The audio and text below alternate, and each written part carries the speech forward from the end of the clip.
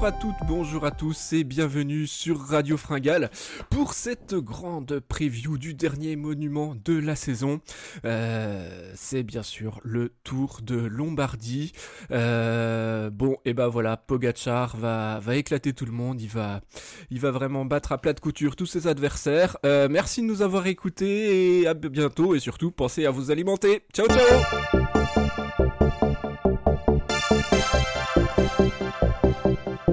Non, bon, quand même, on va vous faire une preview un petit peu plus longue. On va pas tuer le suspense tout de suite, même si on n'est pas sûr qu'il y en ait pour m'accompagner aujourd'hui pour parler de ce dernier monument de la saison, la classique aux feuilles mortes, le dernier grand rendez-vous de l'année 2024. C'est Poppy. Salut Poppy, comment vas-tu ?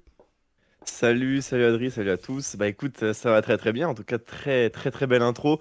Mais je pense que quand même la course restera intéressante derrière. L'ogre Pogačar, l'intuable, l'homme aux 100% de réussite sur le Tour de Lombardie. On en parlait en off. Mais voilà, il y a quand même des choses à dire mine de rien, malgré la présence de Tadej. Bon, ça va, t'as pas eu peur que je ne te passe pas la parole finalement. Non, je me suis pas trop inquiété. Même si, j'aurais pu y croire. Hein. Ouais, mais quand même, on se Un doit jeu hein, d'acteur digne de ce nom. à nos auditeurs de faire une preview un peu plus longue que 20 secondes. Donc on va essayer effectivement d'être un petit peu plus long pour ce dernier grand rendez-vous. Là, on enregistre au soir des trois vallées varisines qui ont été annulées en cours de route avec un temps absolument catastrophique, des pluies diluviennes qui rendraient la course extrêmement dangereuse. Normalement on n'aura pas la même météo, hein, ce sera pas grand soleil et 20 degrés, mais il ne devrait pas y avoir pas de pluie en tout cas annoncée actuellement, ça peut évoluer d'ici là. Bon Poppy, avant de parler de l'immense favori, on va quand même parler du parcours qui, comme tu le sais, le parcours du Tour de Lombardie, une année on fait Bergame-Côme et une année on fait Côme-Bergame, et cette année on arrive à Côme, dans la ville lombarde bien sûr, avec un parcours, alors le Tour de Lombardie, c'est quand même le parcours qui change un petit peu hein, chaque année. Alors il est soit dans un sens, soit dans l'autre, mais même là, on peut trouver quelques différences avec les parcours de 2020 et de 2022, qui étaient les deux dernières fois où c'était dans ce sens. 252 km au total, une longue journée avec un enchaînement et... Voilà, principalement, on a quand même 8 côtes importantes répertoriées sur le parcours, dont 3 qui sont autour des 10 km. Donc c'est vraiment la classique pour grimpeurs, après une première moitié de course où on aura 4 ascensions assez longues qui devraient pas mal user les organismes, donner lieu aussi à ce que l'échappée puisse prendre son envol. On rentrera vraiment dans le vif du sujet dans les 100 derniers kilomètres, donc méfions-nous, hein, bien évidemment. Poppy, je pense que tu es d'accord avec moi. À partir de 100 km de l'arrivée, le Tadej peut sortir à n'importe quel moment. Oui, et puis il pourrait même sortir encore plus tôt s'il le voulait. Mais c'est vrai qu'à mettre le profil est très intéressant. Je pense que sortir avant, c'est clairement du suicide. Mais voilà, il reste 4 côtes à peu près. Il reste 4 côtes pile à 100 km de l'arrivée. Et puis il y a cette dernière grosse ascension à environ 40-50 km de l'arrivée, qui là aussi permet d'imprimer un bon tempo. Donc à voir comment la course va s'animer. On sait que Pogačar, quand il est en forme, il aime attaquer de loin. Donc c'est vrai que cette bosse à 100 km de l'arrivée, elle est propice à une attaque. Ouais, c'est sûr, ça, on est à ce moment-là de la course sur les bords du lac de Côme et on va monter en deux temps. Alors il y a une première ascension, puis après une très légère redescente et on monte à un lieu mythique de la course, la Madonna del Gisalo. Je m'excuse pour la prononciation, hein, j'ai jamais fait d'italien, mais je pense que vous êtes habitués entre les noms du Giro et ceux des grandes classiques italiennes. Donc effectivement, alors le sommet est encore loin, il est à 80 km de l'arrivée. On a un bon bout une redescente, un bout de plat par la suite, et à une cinquantaine de kilomètres de l'arrivée, on a le Colma di Sormano. Alors on connaissait le mur de Sormano hein, sur les dernières éditions en 2022 et en 2020. Là, le mur, on le prendra, mais dans le sens... on le prend pas parce que on aborde le Colma di Sormano par le sens où on le descendait les années précédentes. Il n'y aura pas ces pourcentages abrupts vers le sommet, on sera sur une ascension longue de 13 km, mais des pourcentages bien que élevés, toutefois pas insurmontables. Mais ça sera très usant, et effectivement, on arrive dans les 40-50 derniers kilomètres, où il y aura déjà 200 bornes dans les jambes des coureurs. Et forcément, là pour Pogačar, pour parler de lui, ça pourrait être une bonne rampe de lancement, mais également pour d'autres grimpeurs ou des coureurs qui voudront peut-être essayer d'anticiper. Ça fait un beau terrain de jeu.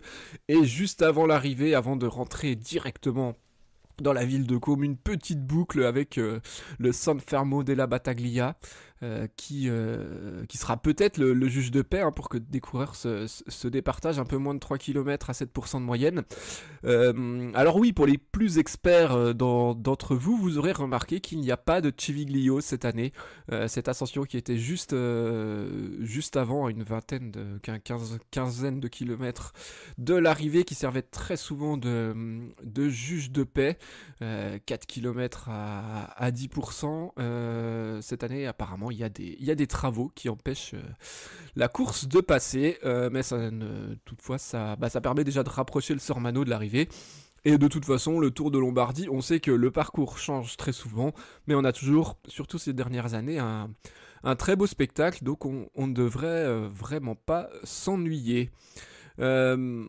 Bon, je pense que maintenant, Poppy, on peut vraiment parler du grandissime favori qui a remporté le championnat du monde. En fait, pour qu'il gagne pas les courses, il faut que la course soit annulée en cours. J'ai l'impression. Participe pas. Voilà. Donc là, le Tour de Lombardie devrait aller au bout. On sait plus vraiment comment le présenter. Pogačar, il finit la saison aussi fort qu'il l'a commencé, c'est-à-dire de manière absolument tonitruante. Ce que j'ai envie de te demander, c'est un peu comment est-ce que tu le vois manœuvrer sa course. Il aura également autour de lui une très très bonne équipe avec Adam Yates, Juan Ayuso, Jan Christen, les fidèles Maika, Ulissi et Jevine. Donc c'est hyper costaud. Je pense qu'ils vont bien cadenasser la course. Selon toi, quelle stratégie Pogačar va mettre en place pour battre tout le monde? Honnêtement, je ne sais pas. Avec Pogačar, on peut clairement s'attendre à tout. Après, on l'a vu récemment. C'est sur le Tour d'Émilie. D'Émile Oui, non, je sais Émilie. plus. Oui, c'est ça. Émile. Oui, Émilie. Émilie. C'est la région. Oui, pardon. La région. Émilie-Romagne.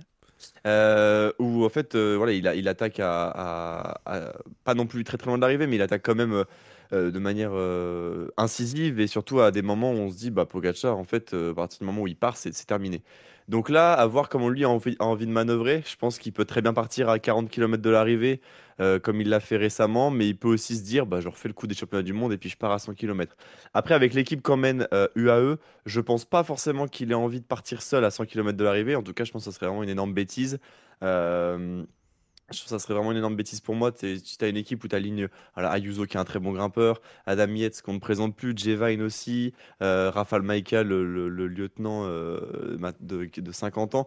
Tu as l'équipe pour, en tout cas, gérer ta 50 course. ans. Tranquille, je crois qu'il a mon âge, Majka, alors Oui, mais bon. doucement. Il est à peine plus vieux, quand même. Je le voyais encore sous le maillot de la Tinkoff, je crois que c'est pour ça. C'est vrai.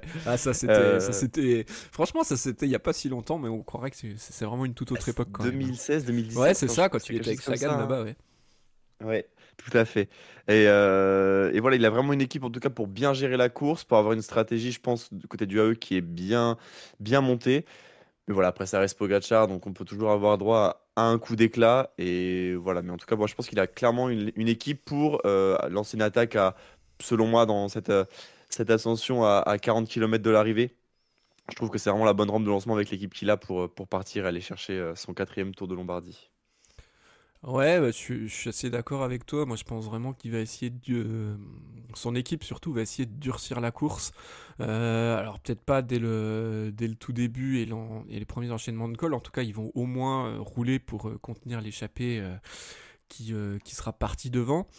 Mais je les vois bien vraiment mettre des gros coups d'accélérateur à partir de 100 bornes de l'arrivée et la montée vers la Madonna del Cisalo. pour déjà durcir, pour fatiguer un peu plus les organismes. Il y a un bon bout de vallée après, donc je pense pas qu'ils partent de sitôt seuls, surtout que les difficultés sont pas non Mm. plus hyper pentues où ils pourraient vraiment créer des écarts. Il faut pas oublier qu'il y aura quand même des adversaires, même Oui, si voilà. il Mm. éclate tout le monde, des gars hyper costauds en face de lui. Donc il peut pas non plus faire tout et n'importe quoi à mon avis. Mais vu la qualité de sa formation, de toute façon ils sont obligés de prendre la course à leur compte. Enfin, c'est impossible que ils demandent à une autre équipe de participer. Je ne pense pas. Je pense Et pas. je vois pas pourquoi une autre équipe viendrait rouler avec UAE. Euh, Enfin, pour moi, ça n'aurait aucun sens vu ce qu'il a démontré sur les dernières courses. Et on le rappelle au passage, Pogacar, il a participé déjà à 3 Tours de Lombardie, il les a remportés les 3. Il est quand même Oui. invaincu sur cette course, c'est une performance juste dingue. Donc, déjà que d'habitude c'est le grand favori, c'est une classique qui lui correspond parfaitement. Là, en plus, vu la saison qu'il fait, avec le maillot de champion du monde, remporter un monument, c'est toujours prestigieux. Clairement, ils seront aidés par personne et c'est bien normal. Et je pense vraiment que Pogacar, il va pas attendre la dernière bosse juste avant Côme pour essayer de sortir. Ce serait un peu trop risqué, même s'il pourrait peut-être se permettre de battre ses adversaires au sprint.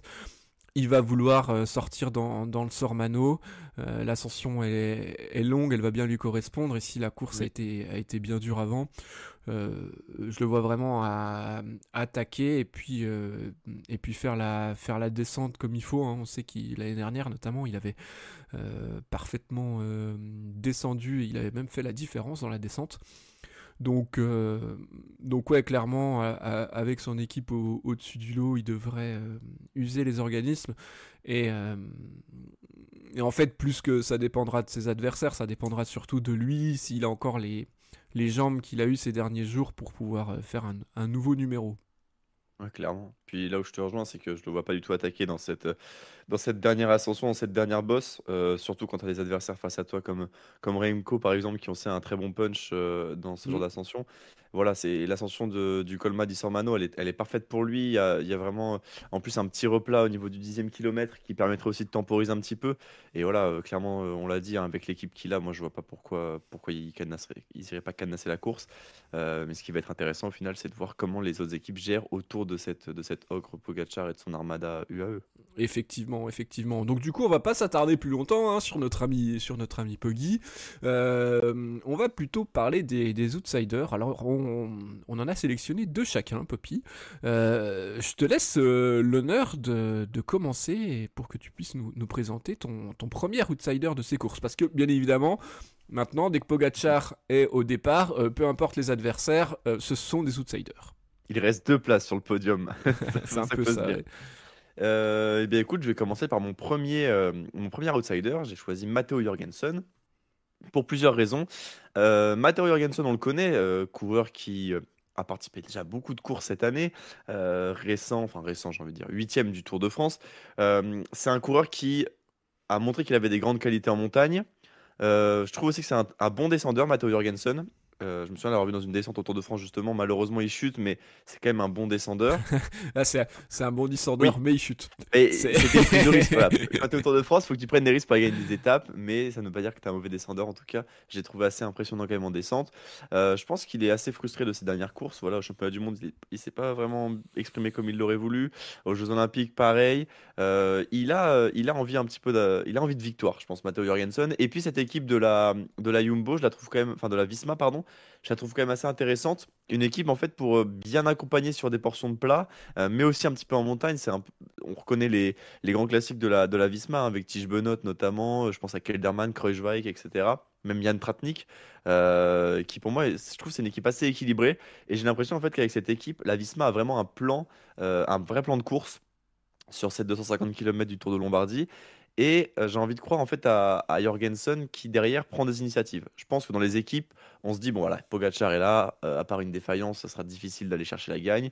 On joue autour de autour de ce qui peut se passer derrière. Et j'ai l'impression vraiment que la Visma a un vrai plan de course par rapport à ça pour aller chercher un podium et une deuxième place. Et Matteo Jorgensen en plus c'est un coureur qui a un super punch. C'est un coureur qui a une très belle endurance. On se souvient sur le Tour des Flandres notamment. Donc voilà, Matteo Jorgensen, moi j'ai envie d'y croire avec une belle équipe de la Visma autour de lui. Ouais, Jorgensen, moi je l'attendais beaucoup sur le championnat du monde où je l'avais nommé parmi les outsiders et les candidats potentiels à la médaille.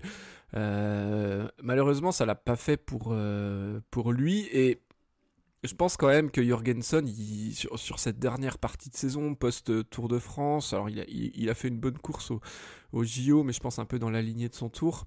Je pense qu'il est un peu cramé. Il a vraiment fait une super saison où il a été performant sur Paris-Nice, sur les classiques flandriennes. Ensuite, il a enchaîné avec un super Dauphiné, un énorme Tour de France. Et peut-être qu'il est en train de payer un petit peu cette saison énorme. Et je pense que la dynamique est un petit peu retombée quand même.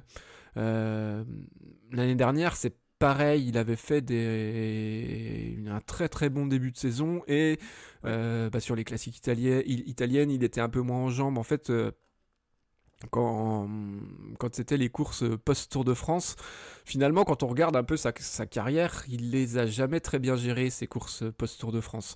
Il a toujours très bien commencé ses saisons, réalisé un très bon tour, hein, parce que les Tours de France, les trois auxquels il participe, ils ont été très bons, hein, de 2022 à 2024. Mais après, soit c'est compliqué vraiment de récupérer d'une course de 3 semaines, ce qui peut totalement être le cas. Euh, soit il arrive un peu cramé par l'enchaînement qu'il a fait. Donc moi c'est le petit bémol que je mettrais quand même sur Jürgensen, où pour gagner des courses de ce niveau-là, il faut être au top et puis il faut être fringant. Donc à voir comment est-ce qu'il va terminer cette saison, mais moi j'ai un peu peur qu'il soit en bout de course.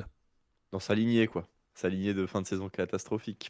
Ouais, bah voilà, après, Non, sans mais je parler de comprends. Ouais. catastrophe, mais en fait, c'est marrant parce que quand tu regardes ces fins de saison les années d'avant, c'est un peu Oui, pareil. c'est vrai, il est surtout dans le top 10 en début Il- de saison et à la voilà. fin, plus du Et tout. il y a le tour où il est bon sur le tour, et après, Ouais. après ça doit sortir les vacances, je pense, pour Jürgensen. Donc, c'est un moment, voilà, on sait qu'il y a des coureurs aussi. En fonction des moments de la saison, ça leur correspond plus ou moins. T'as des coureurs qui seront jamais en forme en début de saison et performants à la fin. Bah, Jorgensen, apparemment, c'est l'inverse. Donc, à voir déjà samedi et puis à voir sur les prochaines années. On rappelle que c'est un coureur qui n'a que 25 ans. On va encore le revoir pas mal dans les pelotons. Je te propose qu'on passe à l'outsider suivant. Et moi, j'ai choisi, Vas-y. bien évidemment, Remco Evenepoel. Impossible de ne pas le citer parmi les outsiders. Bon, on va pas représenter sa saison qui est pour moi très réussie. Il a réussi à faire un podium, troisième place sur le Tour de France. J'ai envie de dire largement troisième. Euh, un doublé fantastique au JO. Il est encore dans le coup pour les mondiaux sur route, même si on a pu observer qu'il était un petit peu moins en forme, malgré sa belle victoire sur le chrono une semaine auparavant. Donc voilà, Remco qui aura une belle équipe autour de lui, hein, avec Alaphilippe, Mattia Cataneo, Fausto Masnada, hein, on se souvient qu'il a fait deuxième, hein, Masnada, Ouais, d'un c'est ça. Lombardie, c'était en Il y a 2 ans, je crois. 2021. Ouais, c'était lors de la première victoire de Pogacar, il y a 3 ans. Ouais, il y a 3 ans. 3 ans. Et oui, ça passe, mon papy, ça passe. Eh oui, plutôt vite. Et puis avec aussi Van Wilder, Moscon, donc une équipe plutôt solide autour de lui. Après, c'est toujours pareil. Jusqu'à quand est-ce qu'ils pourront tenir, et c'est pas sûr qu'il y ait un de ses adversaires quand Pogacar attaque qui puisse l'aider, un de ses coéquipiers, pardon, euh, qui puisse suivre quand Pogacar attaque. Donc ça sera Evenepoel, je pense que quand la course se jouera, il sera assez vite sûrement livré à lui-même. Mais clairement, il a en tout cas forcément les capacités pour gagner cette course. Après, voilà, il a fait top 10 l'année dernière. Oui, il est 9ème. Finalement, c'est une course qui lui a jamais trop réussi non plus. Bon, on se souvient de sa terrible chute en 2020, hein, l'année où ça s'était couru un 15 août. Puis après, il a jamais obtenu de très gros résultats. On sait toutefois qu'il a amélioré nettement ses capacités de grimpeur. On l'a vu sur le Tour, et ça va forcément beaucoup lui servir sur une classique comme le Tour de Lombardie qui est réservé aux grimpeurs. Voilà. Par contre, on voit qu'il n'a pas été forcément en réussite et dans le coup là sur les classiques préparatoires à la classique aux feuilles mortes de samedi. Donc la confiance est peut-être pas au top, hein. On l'a vu un peu en colère, un peu énervé parfois, mais bon, ça Ouais. c'est Remco. On sait qu'il peut être un petit peu comme ça parfois, mais voilà, peut-être que la spirale est un peu plus négative que positive, et pour moi, ce serait peut-être voilà, peut-être la petite inquiétude pour Remco par rapport à samedi. Ouais, ça va plus être ça, c'est comment il va gérer son état de course. Voilà, on sait que c'est un très bon coureur, on l'a vu cette saison, tu l'as très bien dit, Adri. C'est juste à voir comment ça se gère derrière. On sait que si Pogacar part et que Remco peut pas suivre et que derrière on essaie de faire des relais et que ça se passe pas bien, ça peut vite l'agacer. Et c'est un coureur qui est quand même très expressif là-dessus. Même on se rappelle au JO quand, voilà, bon après c'était pour d'autres circonstances, mais au JO quand il crève et il est très impatient pour avoir son vélo. Enfin voilà, c'est un coureur qui est très expressif. Attention, ça ne joue pas des tours sur ce Lombardie qui est ouais, voilà, une course qui lui a pas beaucoup réussi pour l'instant. Mais c'est peut-être l'occasion de justement chasser ses vieux démons. C'est un coureur qui est très en forme, il sort sur une bonne dynamique aussi. Donc voilà, il a eu un entraînement pour passer des cols de montagne. Donc voilà, je pense que Remco, ça peut clairement lui sourire cette course en Lombardie. Bien, eh ben on suivra forcément. C'est un des coureurs qui sera les plus suivis Ouais. sur cette course. Et clairement, hein, il a déjà remporté 2 fois Liège-Bastogne-Liège, qui est aussi typé pour une course pour les putschers grimpeurs. Mais là, sur une course encore plus grimpeur, en tout cas, je Oui, pense que c'est pas encore. Ouais.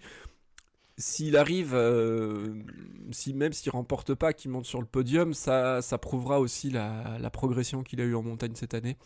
Donc, donc ce sera intéressant à suivre, même si jamais il n'est pas dans le coup pour la gagne. Ton deuxième outsider, Poppy, je crois que c'est un coureur qui va participer pour la dernière fois au Tour de Lombardie. Oui, pour notre plus grand malheur, j'ai envie de dire. C'est un coureur qui quittera le peloton professionnel après le Dauphiné de l'année prochaine. Je parle bien sûr du grand, de l'unique, de l'exceptionnel Romain Bardet. euh, qui pour moi est un outsider dans cette course. Alors bizarrement, c'est pas ce qu'on pense en premier lieu. Il y a beaucoup d'autres coureurs qui seraient meilleurs que Romain Bardet, mais en fait, il est dans une saison où voilà, c'est son avant-dernière saison, c'était son dernier Tour de France, et pour moi, sa saison à Romain Bardet, elle est réussie. Il a porté le maillot jaune, pour moi, c'est suffisant. C'est une saison réussie, et maintenant, il est un peu dans un monde où bah voilà, je cours pour le plaisir, je me fais du bien et c'est une course, le Lombardie, qui peut clairement lui convenir. Tu as parlé hein, tout à l'heure, Adri, de Liège-Bastogne-Liège. On se souvient de Romain Bardet qui avait attaqué justement derrière. Et voilà, c'est un coureur, je me dis, sur un Tour de Lombardie où Pogacar attaque assez loin de l'arrivée, que derrière les autres équipes sont en mode, ok, bon, bah maintenant on a plein de rivaux, faut qu'on surveille Ineos, faut qu'on surveille aussi la Red Bull, faut qu'on surveille aussi. Et en fait, je me dis, bah, en fait, Romain Bardet, dans ces cas-là, il peut se dire, bah écoutez, moi je fais ma course tranquille, je vais attaquer à ce moment-là quand je sens que j'ai les bonnes jambes. La montée en plus du Sormano peut très bien lui convenir à lui aussi, c'est une montée qui est très régulière, avec des pourcentages parfois assez raide, mais on est jamais trop au-dessus du 8%. Donc voilà, je pense que Romain Bardet a de quoi se faire plaisir, et on sait que quand Romain Bardet se fait plaisir sur une course, ça peut toujours amener à de belles choses. Donc c'est pour ça que j'ai un peu envie d'y croire pour Romain Bardet, qui en plus a une équipe qui est globalement correcte hein, autour de lui. Euh, Avec notamment le fidèle Warren Barguil ou encore Lem Reise. Voilà, ça peut être une bonne équipe. On a aussi Chris Hamilton. Voilà, il y a de quoi faire en tout cas pour Romain Bardet. Moi, je pense qu'il y a un scénario de course où bah, derrière ça peut se regarder, où on se surveille entre gros leaders des équipes et que Romain Bardet puisse aller tirer une carte de son jeu et que ça peut être l'amener vers un podium. Je sais pas ce que tu en penses, c'est un peu osé peut-être, mais Ouais, c'est un peu osé. Alors moi, je rajouterais aussi dans son équipe Kevin Vermerk, le jeune américain là qui a que 23 ans. On l'a vu, il était échappé sur les championnats du monde. C'était même un des derniers à résister quand ça a accéléré. Là, je crois que quand Pogacar est rentré à l'avant. Donc ouais, c'est vrai qu'il a une belle équipe autour de lui. Ce qui est intéressant avec le profil de Bardet, en plus de ce que tu as dit, c'est que le Tour de Lombardie lui a plutôt pas trop mal réussi, on va dire, sur les dernières années. Hein. Il fait 8, 9 et 11 sur les 3 dernières années. Il fait même quatrième en 2016 au, au pied du podium. D'ailleurs, si je me souviens bien, c'est l'année où Chavez gagne et ils sont 4 encore dans la dernière ascension et Bardet craque et il peut pas rentrer. Mais il était vraiment très très fort cette année-là. Euh, c'est l'année où il fait deuxième du Tour, je crois, hein. c'est l'année où il fait deuxième du tour, effectivement. Donc oui, c'était une année où il était très fort. Pourquoi pas? Franchement, pourquoi pas? Je me dis, après, il faut vraiment qu'il soit lui dans une grande journée et que ce soit un scénario à la Liège-Bastogne-Liège. Mais ça, c'est pas impossible dans le sens où ça peut effectivement se regarder un moment, où peut-être que si Pogacar est tout seul devant, ça va être bah vas-y, moi je roule pas, est-ce qu'on s'entend tous, on garde des forces quand même pour dans la dernière bosse pour flinguer. Et il peut arriver à être le plus malin, pourquoi pas. Donc ouais, outre le fait que j'ai bien compris que tu avais envie de parler de Romain Bardet. Ah non, Ça me ça y est, semble, non, ça me semble plutôt pertinent. Et je me dis pourquoi pas. Je me dis pourquoi pas. j'ai réussi à te convaincre. Mais tu ne peux pas, tu n'as jamais pu cacher ton amour pour Romain Bardet, donc c'est pas à quelques Je, mois de la fin de sa carrière que tu vas te je peux, taire. je peux pas vous mentir, Non, malheureusement. voilà. Bon, par contre, tu n'auras pas le droit de le mettre favori sur toutes les courses l'année prochaine, mais ça, Oui, non. on en reparlera en 2025. On en parlera quand il aura fait deuxième du Tour de Lombardie cette année ou déjà. Ah voilà. Ouais, là c'est vrai que du coup ça va, on va dire que tu vas augmenter ton nombre de points. Euh, à mon tour de Mais présenter vas-y. un outsider. Euh, alors j'ai choisi de parler peut-être pas du coureur qui va forcément rivaliser avec Pogacar. Encore que, en fait, on sait pas. Je trouve qu'il est vraiment sur une pente un petit peu descendante. Mais je me dis que si vraiment il était à la ramasse complet, il viendrait même pas sur la course. C'est Primoz Roglic qui a brillamment remporté la Vuelta. Depuis, on a vu que c'était un petit peu plus compliqué. Alors après, sur le championnat du monde, il était aussi dans un rôle d'équipier pour Pogacar.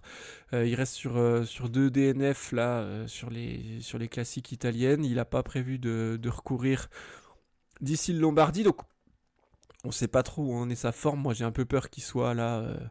Un peu en bout de course sur l'année. Mais d'un côté, le Tour de Lombardie lui a quand même pas mal réussi en 2023, l'année dernière, il fait troisième. Il fait également quatrième en 2021.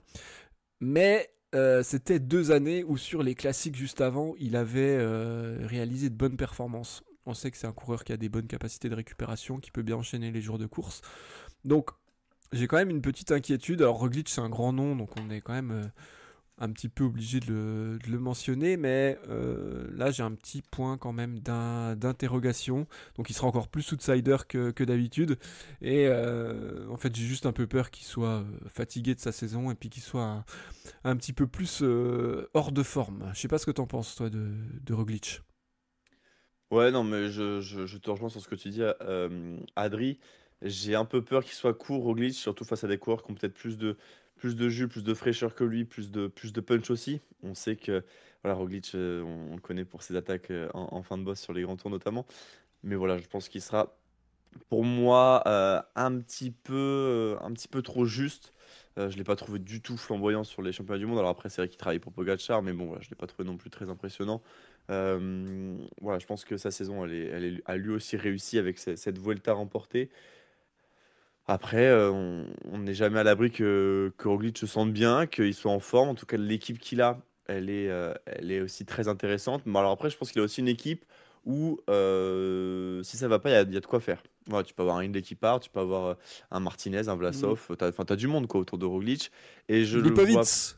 Lipovic, évidemment. Lipovic Ah, vainqueur, on n'est Lipovic. pas prêt. Ça y est, c'est annoncé ici. Non, mais voilà, je trouve que la Bora mise sur une équipe qui me fait dire si quelqu'un est en méforme, on a forcément, entre guillemets, un leader de rechange. Et je pense que Roglic, malheureusement, comme tu as dit, il est en fin de course sur cette saison. Et voilà, je le vois beaucoup moins tranchant que d'autres coureurs et je pense que ça sera compliqué pour lui. Mais on ne sait jamais, hein, c'est quand même, voilà, c'est Roglic, hein, on va pas non plus euh, le mettre entre guillemets aux oubliettes, mais voilà, il faudra quand même se méfier de lui. Il y a un coureur dans cette équipe Red Bull Bora qui sera intéressant à suivre. C'est Roger Adria. Roger Adria, il a enchaîné deux bonnes perfs là sur le Tour d'Émilie et sur la Coppa Bernocchi, où il fait même un podium ce lundi. Et, Mm. euh, et en fait, quand on regarde un petit peu les résultats du Tour de Lombardie sur les dernières années, souvent les gars qui marchent sur le Lombardie, ils ont été bons sur les courses d'avant.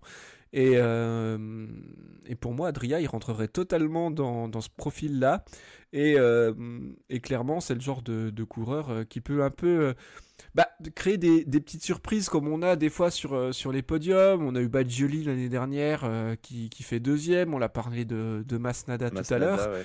Et et pour moi, c'est typiquement le genre de coureur qui pourrait faire une bonne petite perf. Là, de toute façon, on va bifurquer vers d'autres noms hein, qu'on voit aussi briller, peut-être des noms un petit peu moins prestigieux. Mais voilà, c'est le moment de sortir nos cartes pépites, Poppy. Et, euh, et pour moi, Roger Adria, voilà, on parlait de Roglic, c'est un équipier de Roglic, mais je pense que ça peut être une belle surprise. En tout cas, il était en jambes sur le Tour d'Émilie. Et, Ouais. euh, et voilà, ça pourrait être intéressant de le voir. Euh, Ouais, puis s'il part entre guillemets en reconnaissance pour un peu secouer le peloton, bah avec les jambes qu'il a actuellement, c'est pas dit non plus qu'il puisse pas aller au bout, quoi. Donc franchement, ça peut être intéressant. ouais, ouais, ouais, un peu en rôle de premier attaquant pour préparer la course Ouais, puis pour au final, t'es Lipovic ou bien, tu Roglic continues de ou rouler, Hindley ou derrière, autre. Ouais, c'est vrai que ça peut être ouais, intéressant. ouais, pourquoi pas, pourquoi pas. Est-ce que t'as un petit nom à nous lâcher, toi, du coup En, en, en en- petite pépite comme ça? Bah ouais, en pépite, alors pépite ou d'autres outsiders un peu moins importants dont on n'a pas parlé encore. Des gars qui pourraient briller samedi. Ouais, tout à fait. Bah écoute, on peut parler de David Godu par exemple. Ouais. David Godu qui est resté sur des très bons résultats, notamment autour du Luxembourg. On se souvient de sa victoire d'étape. Voilà, Godu qui s'est retrouvé un peu sur cette fin de saison, qui fait lui aussi une bonne Vuelta, comme Roglic. On a pas de ce Tour de Luxembourg. Malheureusement, on l'a pas vu du tout sur les championnats du monde, et c'est à notre grande déception. Voilà, je pense que David Gaudu, il a envie aussi de se frotter encore au meilleur, de montrer qu'il a les bonnes jambes. C'est un parcours qui lui convient aussi très bien, avec ses différentes montées et puis cet enchaînement et ces difficultés. Voilà, je pense que ça peut être une carte intéressante côté français et côté Groupama, qui aligne aussi une belle équipe autour de Godu, je trouve, avec bah voilà, Romain Grégoire, Madouas, Martinez, la triplette, j'ai envie de dire maintenant, de la Groupama. Kevin Genietz qui peut être là aussi dans les portions de vallée. Je trouve qu'il y a une équipe intéressante autour de David Godu.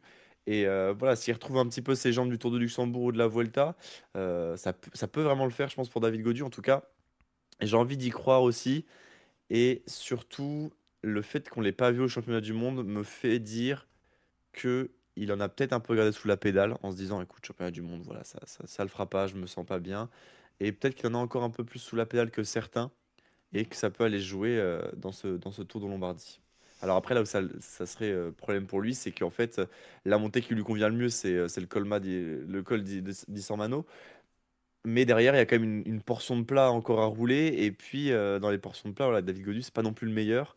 Donc, à voir comment ça va se faire. Est-ce que la FDJ enverrait pas, par exemple, Martinez un peu en repérage à l'avant et puis Godu le rejoindrait dans l'ascension, puis finirait ensemble? À voir. Je sais pas comment le groupe FDJ veut se placer, mais en tout cas, il y a l'équipe pour faire une stratégie de ce genre-là. Et puis, pourquoi pas emmener David Godu sur la boîte. Comme ça, main dans la main avec Martinez. Main dans la main. Ça va, le scénario de rêve, ça se passe bien. Ino Lemon. Ouais, bah on va voir Non, mais tu vois, ça peut se faire comme comment ça. est-ce qu'il se remet. C'est vrai que il est pas dans une hyper bonne dynamique.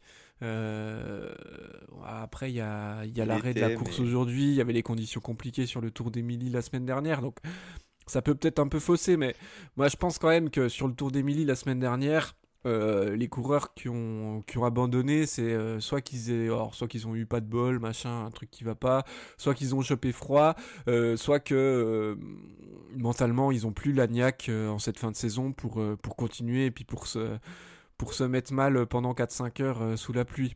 Donc si t'es dans cet état d'esprit-là à ce moment-là, je dis pas que c'est le cas de Godu parce que j'en sais rien, et puis voilà, et puis il y aura sûrement pas les mêmes conditions samedi, mais en tout cas, je pense que. En tout cas, ça veut dire que les coureurs qui ont été à l'avant et costauds autour d'Emilie, s'ils n'ont pas pris froid après la course, mais on en a vu certains même mettre les bonnets, on devrait les retrouver à l'avant. Et bah, j'ai envie de te lancer sur un coureur qui a fait deuxième samedi dernier, Thomas Pidcock, qu'on a vu. Pas forcément à son avantage, mis à part sur le VTT au JO. Cette saison, alors il a remporté l'Amstel, il a fait 10e de Liège. Après, on n'était pas même s'il fait un bon Tour de Suisse, on n'était pas dans le même dynamisme. Il passe quand même, selon moi, à côté de son Tour de France. Là, il fait une belle deuxième place. Il va découvrir le Tour de Lombardie aussi. Et en fait, j'arrive pas trop à savoir si... on sait qu'il est irrégulier, Pidcock, donc ça peut être compliqué. ouais, c'est ça. Si il est en train de monter en puissance et qu'il va nous faire un super Tour de Lombardie, ou si ça va être un peu la cata, quoi. J'arrive pas trop à savoir. C'est un peu dur de le lire. Bah, c'est le problème de Pitcock, quoi. C'est un peu tout ou rien. Soit il est vraiment en méforme totale et c'est compliqué pour lui, soit il est vraiment dans une grande forme à suivre les meilleurs et ça peut être intéressant. Surtout que là où c'était pas un avantage pour Godu, pour lui c'est un gros avantage d'avoir cette longue descente vers Côme, juste avant la dernière bosse. Mais voilà, il y a une longue descente vers Côme et on sait que Pitcock c'est un exercice qu'il affectionne à fond. Et ça peut être un avantage. Après, voilà, ça reste le cas Pitcock, c'est-à-dire que il peut clairement être en très grande forme sur une course et puis le lendemain être complètement défaillant. Donc ça va vraiment dépendre de son niveau sur ce Tour de Lombardie. C'est très difficile, moi je trouve, de savoir ce qu'il va faire vraiment. Pour moi, on pourra définir que ça en course, mais je le vois quand même manquer manquer de forme. Il est quand même sur une Mm. dynamique qui est assez basse et je le vois malheureusement pas avoir un gros sursaut en cette fin de saison. Je vois difficilement avoir un gros sursaut en fin de saison. Donc c'est pour ça que Pitcock, j'ai quand même un peu plus de mal à le placer, même si, comme on a dit, ça peut être une grosse surprise. En parlant de coureurs irréguliers, j'ai un nom. Ah, Simon Yates. oh, Que penser de Simon Yates? Parce que il était quand même plutôt dans le coup le week-end dernier. Ça veut dire qu'il a les cannes. Lombardie, il fait cinquième l'an passé. Euh, Est-ce qu'on n'aurait pas une bonne petite surprise? Alors soit il va abandonner à la mi-course, soit il peut nous claquer un podium, on sait jamais avec lui. Mais Simon Yates, j'ai envie de dire, finalement, pourquoi pas pour la Jayco à Lula, aller chercher une belle perf. ouais, pourquoi pas. Je le vois pas forcément. Voilà, Simonet, ce sera pour moi un gros animateur, un animateur de la course plutôt, pas un gros, un animateur de la course. Voilà, c'est le genre de coureur qui peut partir seul et ça lui posera pas de soucis. S'il a les jambes, il le fera. Les frères Yates, c'est rarement des coureurs qui, pour moi, n'attaquent pas quand ils sont bien. J'ai pas cette image-là d'eux. Donc voilà, c'est vrai que ça peut le faire pour Simon Yates. Voilà, ça reste quand même un profil grimpeur, même s'il n'est pas dans ses meilleures années en ce moment. Mais voilà, on peut toujours surveiller ça. En plus, accompagné par un Philippe Ozana, par exemple, ça peut être intéressant pour Yates à voir. Voilà, à voir, j'ai envie de dire. Et quid d'Henrik Mas? Henrik Mas, on se souvient, il y a 2 ans, hein, quand la course partait également de Bergame pour arriver à Côme, qu'il avait donné du fil à retordre à Pogacar, parce que le Slovène ne l'avait battu qu'au sprint. Euh, il avait fini la saison de manière assez exceptionnelle cette année-là. Euh, il est encore dans le coup, hein, il fait quand même, on l'a vu très actif sur le championnat du monde. Autour d'Émilie, il est loin d'être ridicule, il fait une très très bonne Vuelta. Euh, et est-ce qu'il n'y a pas plein de choses qui sont en train de se passer là pour qu'Henrik Mas nous sorte un très beau résultat sur le Lombardie? Pourquoi pas? Pourquoi pas pour Enric Mas? Il est sur une très bonne forme. Moi, je trouve qu'il gère bien ses fins de saison, Enric Mas. Il est jamais trop présent sur le tour, mais derrière, je trouve qu'il gère quand même enfin, pas mal. En tout cas, il est souvent performant sur la Volta. Mm. Donc, pourquoi pas, s'il reste sur sa dynamique, ça peut être intéressant. J'ai peur, malheureusement, que tu vois que la dernière grosse montée est trop loin de l'arrivée. Même si elle lui convient bien. Mais Emeric Mas aime bien aussi les pourcentages assez élevés. Quand on passe au-dessus des 10%, je trouve qu'il est vraiment à l'aise dans cet exercice. Après, voilà, c'est une montée régulière, on l'a dit, donc ça lui convient aussi très bien. Mais c'est que derrière, il reste, voilà, c'est comme Godu, hein, derrière, il reste du plat, il reste 40 km. Et même Ouais, s'il y a mais une petite bosse, sans ça, sans partir tout seul, enfin sans oui, aller chercher la gagne en solo, c'est sûr ouais, mais tu que vois, s'il arrive avec les autres groupes, j'ai un oui, peu plus de mal à le oui, oui, ouais, voir. ouais, Tu ouais, vois, ouais. face à un Evenpool, face à un Ouais, Roglic, mais ils peuvent être 3-4 à sortir dans la grosse bosse, et puis s'il est dans le bon coup, après, pourquoi pas, tu vois. Moi, je me ouais, dis, c'est enfin, je sais clairement. pas, je me dis que. Ah bah il faudrait qu'il suive le bon coup. Je pense qu'il a les jambes pour suivre le Ouais. bon coup en tout Je cas. pense Si quand ça même part, qu'il en pour moi il restera sera pas là. beaucoup des coureurs en haut de Sormano. Non. À mon avis, ça va vraiment flinguer dans cette bosse, vu le profil Ouais. derrière. Et Et puis on sait jamais, hein, si Pogacar a que 30 secondes d'avance dans la montée, voilà, hein, ça peut vraiment s'activer fort derrière. Mais ouais, je pense que ouais. ouais, t'as raison Adrien. Si ça part, Henrik Mas sera dans le groupe, je pense. Bah ouais, en tout cas, moi enfin, on sait qu'il a déjà perfé sur cette course. Oui. Comme tu l'as dit, il gère bien, il est bien en canne sur les fins de saison. Et voilà, alors après, pareil, l'année dernière, il fait une Vuelta plutôt correcte, il fait des bonnes semi-classiques avant, et puis il abandonne sur la course. Alors je me souviens plus s'il y avait eu une chute ou autre, mais voilà, je me dis pourquoi pas. En tout cas, il a montré là. Voilà, franchement, moi, c'est vraiment sur le championnat du monde qui m'a agréablement surpris. On sait que c'est pas le genre de coureur à être à l'aise sur une journée et il a pas trop de giclettes. Ah, Et il a là, tenté, sur un, il a sur tenté de un, l'attaque, hein. ouais, ouais, franchement. Puis c'est O'Connor qui a eu la chance et puis enfin la chance, la réussite et puis l'audace d'attaquer au bon moment, mais Mm. on est à deux Mais doigts il s'est montré, ouais. que ça soit la même pour Mass, hein. Donc ça aussi c'est des choses à prendre en compte. Ah bah, avant de conclure, est-ce que t'as un petit nom encore à nous donner? Bah, écoute, je regarde un peu la start-list. Alors il y en aurait des noms à donner, mais Des petites euh, pépites tu vois, à la volée comme ça, que penser d'un mec comme Chicone qui est pas du tout dans une bonne saison, mais on est quand même sur un profil qui lui convient bien. Enfin, tu vois, il y a Guillaume Martin, qu'est-ce que tu peux faire? Oh Antonio non, me dis Tiberi pas qu'on que tu avait crois encore vu. au Guillaume Martin. Bah non, mais bon, Guillaume Martin, c'est le top 10 par excellence. Donc, on sait jamais, tu vois. Une équipe comme la Bahreïn, par exemple, qui a quand même des gros, enfin, entre guillemets, des gros noms, hein. Il y a du Buitrago, du Bilbao, du Tiberi, il y a aussi du Caruso. Qu'est-ce que peut faire une équipe comme la Bahreïn? Si on peut parler Ouais, ouais, d'équipes, ouais, ouais, ouais, l'équipe tu vois, qui globalement sont Bilbao, pas sur une bonne saison. enfin, moi je trouve que Bilbao c'est toujours un coureur dont il faut se méfier. Il a été bon au Ouais, Canada. Je l'attendais un peu mieux sur le championnat du monde.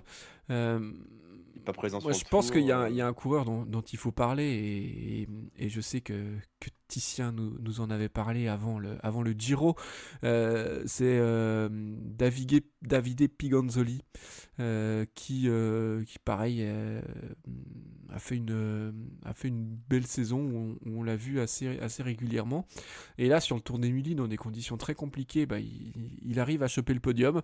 Alors peut-être qu'il sera un peu plus tendre sur un monument avec la distance, avec les 6-7 heures de course.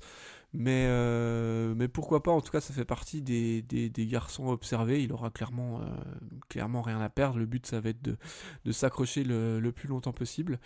Donc ça va être intéressant en tout cas de pouvoir l'observer. Euh, Ouais, clairement. voilà. Après Ça va être intéressant. on a aussi Alaphilippe qui était revenu pas trop mal. Ouais, mais il y a cette chute sur J'ai les championnats du peur monde. qu'il soit trop. Ouais, moi, du coup, moi, je suis surpris de le voir sur la start list. Bon, au moins, c'est que ça va C'est mieux. que ça va mieux, ouais. Mais Mais je pense pas qu'il non, je pense pas qu'il de sera toute dans l'optique façon, je pense de. il sera équipier de Remco. Il faut Oui, pas, voilà. il Je sais faut même pas pas s'il se attaquera, leurrer. tu vois. Non, je pense pas. Je pense qu'il sera équipier. Je pense qu'il sera équipier. Mais on sait il était pas passé loin de la gagne. Je crois qu'il a fait un podium une année où il était Il a fait deuxième, dans je le coup. crois. Ouais, moi j'aurais dit 3, tu vois. Attends, on va Troisième. vérifier. Il a fait deux. Attends, il en a fait des podiums. Lombardie, deuxième exact. Deuxième en Deuxième. 2017. Derrière le Golan En Vincenzo. 2017, derrière Vincenzo. Nibali, effectivement. Donc ouais, c'était une autre époque pour Oui, lui voilà, aussi. Mais, c'est ça. mais voilà. Bon, en tout cas, si jamais on a oublié des noms ou des coureurs auxquels vous croyez pour samedi, n'hésitez pas à nous l'indiquer en commentaire. On devrait normalement faire ensuite un débrief de ce dernier monument de la saison avant de refermer la page actu, mais de vous proposer bien évidemment d'autres choses. J'en profite déjà pour vous remercier toutes et tous de nous avoir écoutés jusque-là. N'hésitez pas à liker la vidéo, à vous abonner si ce n'est pas déjà fait, et puis aussi à aller faire un tour sur nos réseaux sociaux. Les fabuleux articles de Matt et Simon ne s'arrêtent jamais, ils sont toujours au top, que ce soit sur l'actu, les articles historiques ou pour nous sortir des petits débats ou des belles statistiques. Donc voilà, n'hésitez pas à aller voir le travail qu'ils font, c'est top. Poppy, je te remercie pour ton analyse sur cette preview ce soir. Et merci à toi, Adri, d'avoir été là aussi, d'avoir animé ce dernier monument de la saison qui, j'espère, sera aussi animé que tu l'as fait ce soir. Ouais, bah écoute, on va espérer, en tout cas on va espérer une belle course pour assister à la dernière victoire de Pogacar sur cette saison, vraisemblablement. Ou pas, en tout ou cas, pas peut-être. Voilà, en tout cas, à moins que la course ne soit annulée, tout simplement. T'es trop Auquel cas, pessimiste. il ne gagnera peut-être pas. Mais voilà, en tout cas, c'est vrai qu'on a un championnat du monde, un champion du monde, pardon, qui est en train de rafler tout sur son passage comme depuis quelques temps. Merci à toutes et tous de nous avoir écoutés. Pensez bien sûr à vous alimenter. C'est pas parce que c'est la fin de saison qu'il faut se relâcher. Donc on prévoit un gros repas samedi midi, un gros goûter devant la classique aux feuilles mortes. Et puis on profite comme il se doit de cette fin de saison. Allez, à bientôt tout le monde. Ciao ciao. Des bisous à tous et surtout, allez Romain Bardet.